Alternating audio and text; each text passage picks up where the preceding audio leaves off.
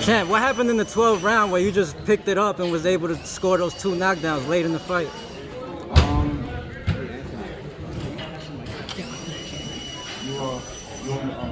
I feel like I woke up in the 12th, like the lights turned on, like, I started thinking about everything, like, I feel like I took up the last like 3-4 rounds, wasn't throwing no punch. I'm like, what the fuck am I doing, bro? Like, my corner, Mark always said, let your hands go, let your hands go. And I held back. I feel like in the 12th round, it was something like, what I'm saying? Like a light just hit me, it just sparked my head, like, what the fuck, let your hands go, man. I started thinking about my son, he was low in camp, 5 months. I'm like, man, I gotta turn this bitch up. And, we did that, so. Why exactly were you fighting a little bit, I mean, I'm right here, but I mean, other people want to hear it. Why exactly were you fighting so, I guess lethargically, not letting your hands go, so to speak? Your corner was trying to get you to like throw your hands more. Like, what was that from? Was it too long the layoff, too long the training camp, like those kind of problems? No, it was none of that.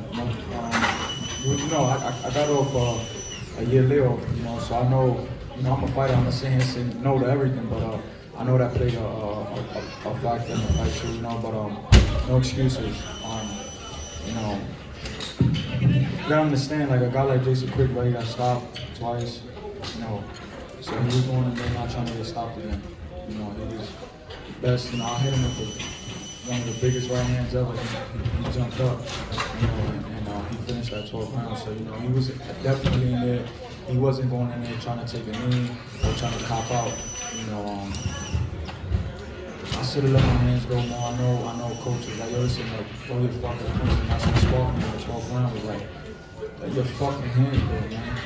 And, once I started letting them fly, you see what the results. Why are you so anxious to fight Munguia next? I feel like that's the biggest fight right now. I want him in October. Big house. Madison Square Garden. I know that's a fight that everybody wants to see. We definitely want to get him next for sure. I want that motherfucker. He's Mexican. I'm Puerto Rican. I got the man here.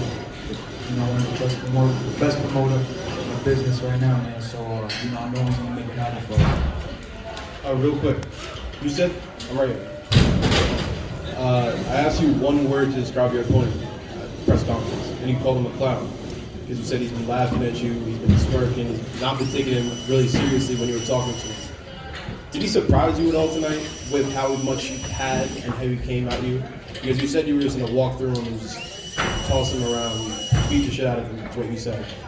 Yeah, for sure. At the end of the day, he's a fighter. I seen him in the back after the fight, and I told him he's a warrior. I know he's a warrior. He got that Irish blood in him.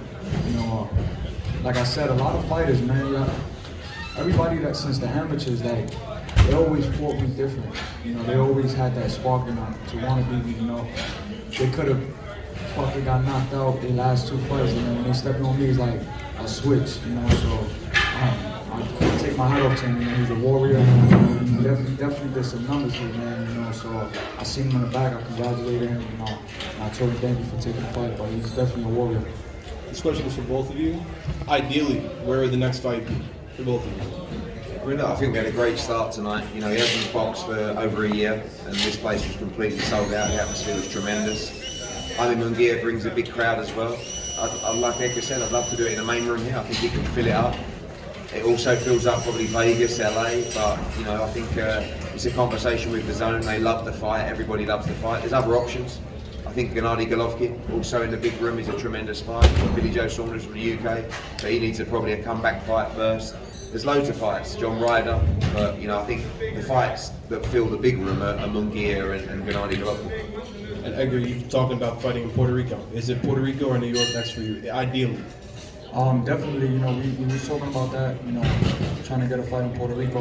But listen, man, if the Munguia fight land, if we can make it happen, that's the fight we want. I think we got to make it happen right now. Like, this is the year to make it happen. Puerto Rico versus Mexico. He's a banger. I'm a banger. I definitely got the rust off. I'm back with my whole team. So we gonna pick up from that 12th round. We picking it up. from day on. Like that's how we're gonna fight from round 1 to round 12 from now. You know, so I just had to shake it up, you know, and get the job done. Congratulations. Edgar, first of all, I want to say congratulations. Second of all, like, for example, like in the sport of football, when you come in as a rookie, they say that the game is fast, and then as they gradually go on along, the game gets slower for them. You showed a lot of poise tonight when you were cutting the ring off and picking your shots. Do you feel that in the ring things are getting slower for you, and you're getting more adapted to being an elite boxer? Yeah, for sure. That's actually a great question. You know, I feel like it was sort of slow. I just know if I would have picked it up from the 6th, 7th, 8th, I would have got him out of there. You know, I feel like I just waited all that time, and then the 12th round was like, I gotta turn this up, you know, and you've seen the results. So, but you know, it's a learning process. You know, I'm learning. I'm young, 26. I'm a power puncher, but you know, I'm blessed to be back with my old team. You know, and listen, man, I'm taking a week off and I'm going right back into the gym to work. You know, this year I ain't partying, man, I ain't doing nothing, man. All I want to do is just get back in the gym. As soon as I went to the back, I said, I'm gonna be back in the gym in a week. I'm taking off a week and be right back to the, you know, in the gym to work. Eddie, I have one question for you. You looked great last week. Where's your New Orleans t-shirt? Yeah, no, I left that in New Orleans. I had a New York one on today. It's been a great run. So I've got a question for both Edgar and Eddie.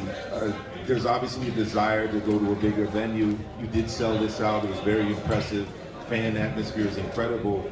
Have you thought, Eddie, about ever doing something at the Arthur Ashe Stadium in Queens? It's a beautiful outdoor stadium. Seats over 20,000. Edgar, if you went out there, you'd be the first person to fight at that venue. They've hosted professional wrestling concerts in addition to tennis. Any thoughts about that? Yeah, I mean, we always like to push the boundaries and do something different.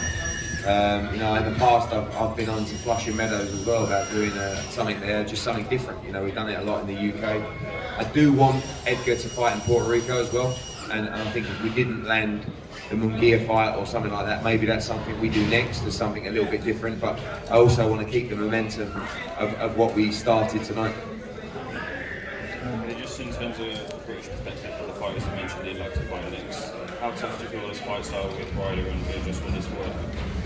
I think Billy Joe Saunders isn't going to be ready this side of the year for Edgar Berlanga, but I think he would be a great fight. You know, he's a big name. John Ryder's a very tough fight. You saw him go 12 with Canelo Alvarez. So I think there's loads of fights that can be made. You know, you've got Caleb Plant, you've got obviously Benavidez, you've got Morrell, you've got Charlie, you've got loads of super middleweights. That's the other side of the street, if that's what you want to call it, but we don't care really. We're doing our own thing, and you know, I know that the zone will be very keen on Munguia against Berlanga. Munguia does great numbers, so does Edgar, so it's just a tremendous fight. Do you feel those two fights Saunders and Ryder are tough for you? Say it again? Do you feel those two fights Saunders and Ryder are tough for you? They're great fighters, you know what I'm saying? So I know for a fact, like, at that level, right, they're gonna come to fight, you know what I'm saying? I feel like the Triple G's is gonna stay, you know, they're gonna come to fight, you know. The Riders, they're gonna come to fight, you know, you see him fight 12 rounds with Canelo, and that's the biggest guy at 168 right now. Munguia is another guy, and he just had a tremendous fight with my brother, Sergey. But right now, for real, I just feel like the biggest fight right now is Munguia. You know, just for the simple fact that he's Mexican, he's young, he's my age. You know, we both do numbers, and I know for a fact that we do a crazy number out here in New York at the Garden. So, you know, I gotta, you know, we sit down with Chief Conley, my dad, and the boss man here, and you know, we just make it happen.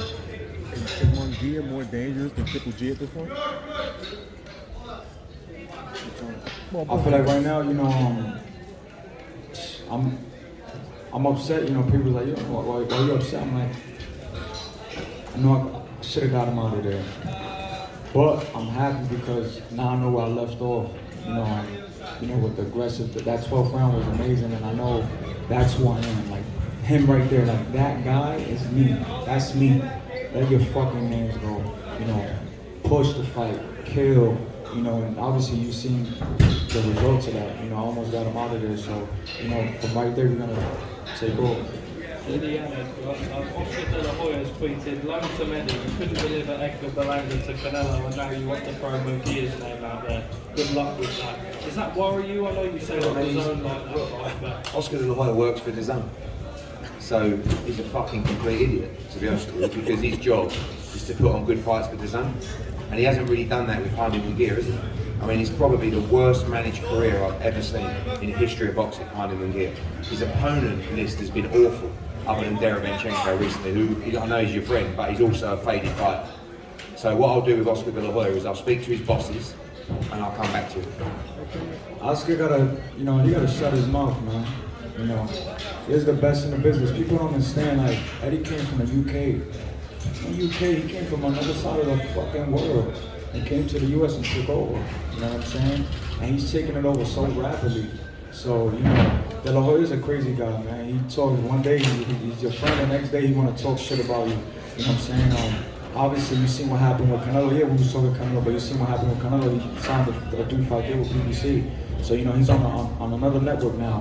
You know, so now it's like, all right, you know, what the fuck we gonna do? So we got guys like Munguia, guys like Golovkin, guys like John Wilder that we can make happen quickly. Do you feel like Oscar's being bitter towards you? Yeah, man. Like, come on, I had to sit down with him right before, you know what I'm saying, I signed with Eddie. You know, he's a guy, he's just, Twitter finger, man. You know, he just want to just type with his ass off. So just chill, man, relax. Happy with Eddie? Huh? Happy with Eddie? Oh, of course, man. Like the love that you guys gave me, you know, at fight week, you know, the amount of attention, the build up for this fight was amazing, bro. You know what I'm saying? And I'm gonna back my promoter, you know, whether, you know, who likes it or not. This is the guy, you know, and we definitely gonna make something happen big after this fight. You know, I left the mark, you know, 12th round. From there on, bro, I swear to God, man, on my Lord and Savior Jesus Christ, from the 12th round, I'm picking up from that round, and it's game time. Like, these guys are gonna be in trouble for sure. Edgar, like you, was Jason Quigley the best opponent you faced so far? No. Where does he rank? I feel like my toughest fight was Angulo because of the way he fought. You know, he's a tough fighter. He came forward to the punch, but you know, he just had a specific game plan. You know, and I was just, you know, to move around. You know, he was real fidgety moving around, but you know, I take my hat off to him. He's a great fighter. You know, he stuck in there, especially in that 12th round. He got hit with some fucking big shots. You know, I broke his nose with a jab. I broke his orbital bone with a jab. So, you know, I'm just happy, you know, that I could leave off from the 12th round and we can just get back in the gym in a week, man, and just grind. A couple more questions, guys. Eddie, just I wanted to ask as well, what do you think of this Lonesome Eddie hashtag? It's all right. I listen. The fact that the entire week Oscar De La Hoya has been talking about me, it's great. Don't forget, my following is probably 80% English. So if Oscar De La Hoya can help my profile over here, it's fantastic. I just hope that I hope he's going to be okay.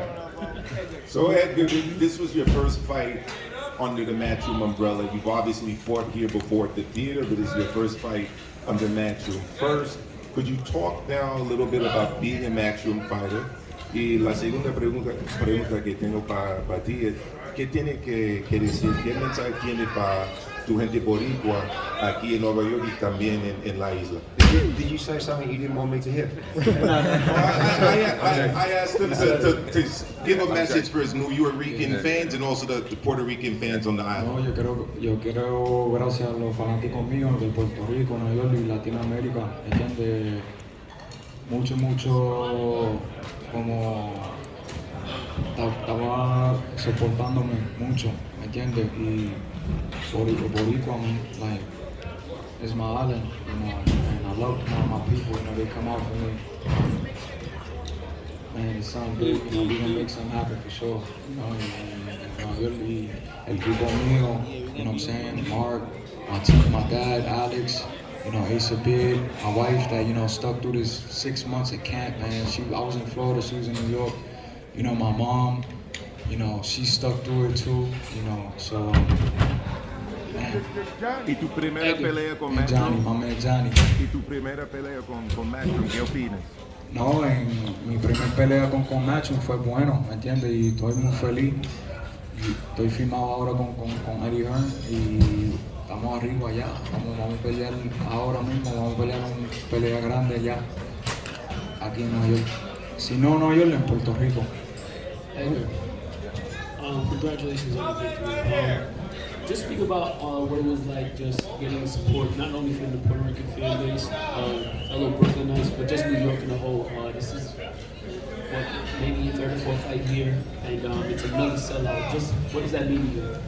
I'm just blessed, man, and I want to thank my Lord and Savior, Jesus Christ, man. Like, I got closer with God, and I just want to thank Him for just, keeping me grounded. I want to thank my fans, Without them, this wouldn't be happening, you know what I'm saying? So, fighters gotta understand that you gotta give the fans the credit, man, because they the ones that's working their ass off to buy these tickets, bringing in family, probably taking off days off work, flying in, paying for flights. So, without the fans, none of this will happen, so all the credit, man, like, not all the credit, but like most of the credit goes to the fans, right around, without that, man, this shit wouldn't be nothing, so I'm just happy, man, to be a year back, not a lot of people will do that, and we did another sellout. Right, last question, guys. And you're looked at as probably, you're not even a prospect anymore, but the best Puerto Rican fighter out there. Is there any pressure carrying that mantle, Cotto, Trinidad, Benitez? I think it's just the pressure of just, delivering for my people. It's a tough stretch for me because I caught my first 16 fights, first round knockouts, and I went the distance. So, it's a little tough for me right now because, people's expecting something, a KO or a knockout or a TKO, and my Puerto Rican people, and from New York, they're expecting that. But, listen, man, I'm just excited to be here, under emotion. We got the victory, that's all that matters. We ended the fight amazing, and I just got to pick up from that. I know you guys keep talking about Munguia, but would in Triple G make more sense? He has a bigger profile. Yeah, we Triple G's a much bigger name, but it's just whether he fights again. Is he more dangerous than Munguia? He punches harder. But not more dangerous, you think? I think he's a better fighter. It's just he's an older fighter. I think he's not a prime Triple G anymore, but he's still a tremendous fighter. I love him as a person. I would love to see Edgar in with, I really like Jaime Munguia as a person, but I don't see him as an elite guy like Gennady Golovkin. So for the resume, and obviously the fan base, Gennady Golovkin's boxed in the Garden many times, but it all depends if he wants to fight again. Right, guys, we're going to wrap it up. Thank you so much for your support tonight and all week. And well done, Edgar Berlanga. Well done. Thank you, guys. Thank you, guys. I appreciate the support, man. I love all my supporters and love everybody out there. Even the people that never believed in me, I'm gonna continue to make them believers. Thank you.